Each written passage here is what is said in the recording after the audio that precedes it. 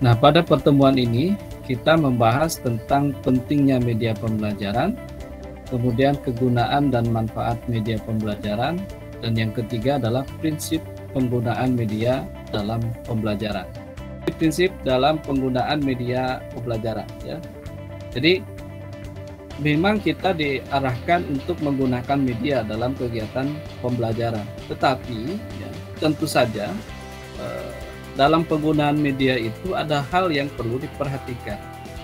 Media digunakan dan diarahkan untuk mempermudah siswa belajar dalam upaya memahami materi pelajaran. Jangan sampai justru sebaliknya, gitu ya. Ini perlu ditegaskan. Prinsipnya adalah penggunaan media itu adalah untuk mempermudah siswa belajar, ya. Jadi mempermudah siswa belajar. Arti lain ya tentu memfasilitasi lah ya. Di sini memfasilitasi siswa untuk belajar. Ya, mengapa saya misalnya rekaman-rekaman kegiatan pembelajaran online sedapat mungkin saya simpan di podcast ataupun di YouTube, gitu ya. Itu sebenarnya untuk memudahkan teman-teman semua mengulang kembali penjelasan materi itu dengan baik, gitu ya. Kemudian media yang akan digunakan oleh guru harus sesuai dan diarahkan untuk mencapai tujuan pembelajaran. Ya, sesuaikan. Tujuannya apa ini?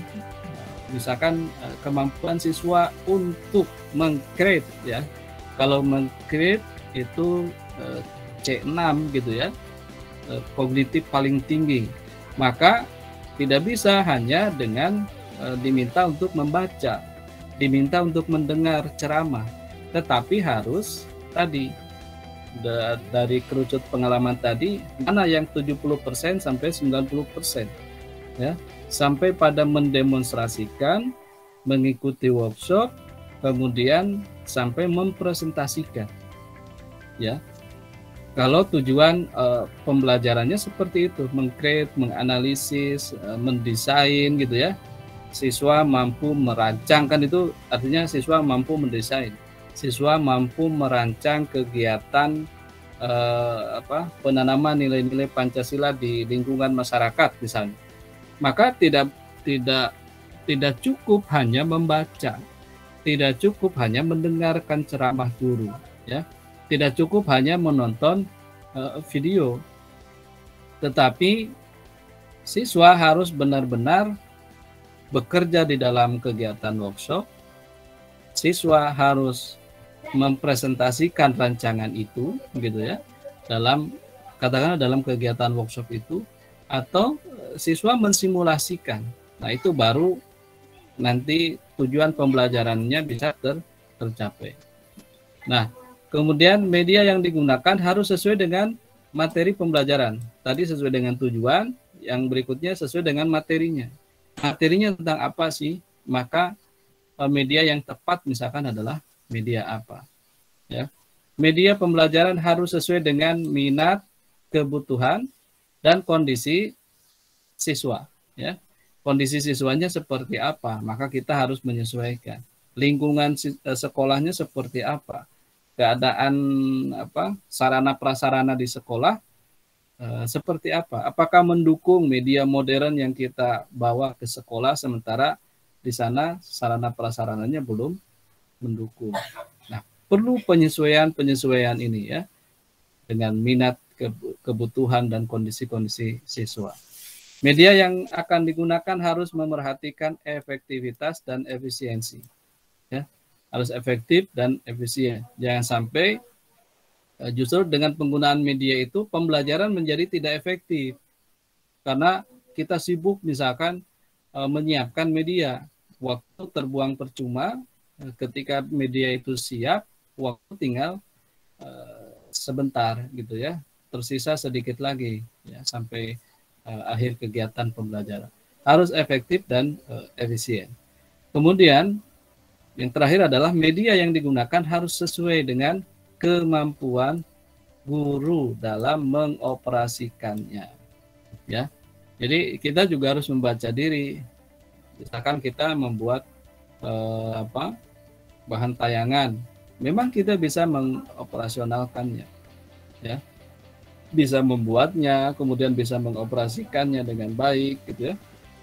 Atau kita menggunakan ini, misalkan sekarang pembelajaran online, kita menggunakan media Google Meet, ya.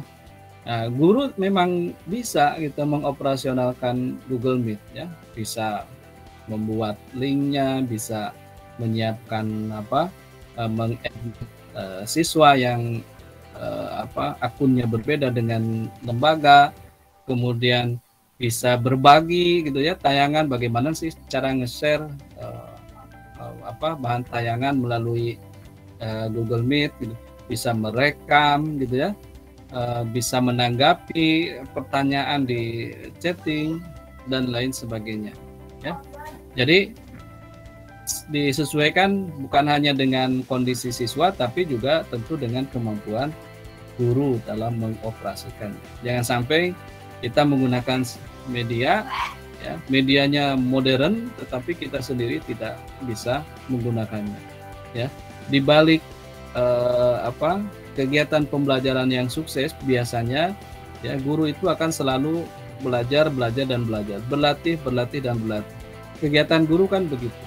Hari ini selesai menyampaikan materi, maka dia sudah berpikir besok akan menyampaikan materi apa, merancang sedemikian rupa sehingga aktivitas guru itu bukan hanya jam 7 sampai 8:40 saja, tetapi sejak sebelum itu sudah menyiapkan sedemikian rupa, termasuk kalau misalkan kita menggunakan media, maka media yang digunakan dilatih sedemikian rupa sehingga tidak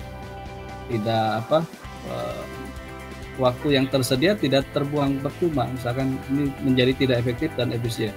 Misalkan waktu presentasi seperti ini menggunakan Google Meet,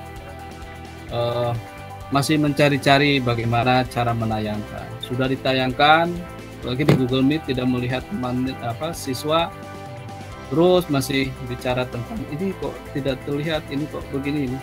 Nah itu artinya belum mengukur dengan kemampuan guru. Demikian juga dengan model-model media-media yang lainnya ya.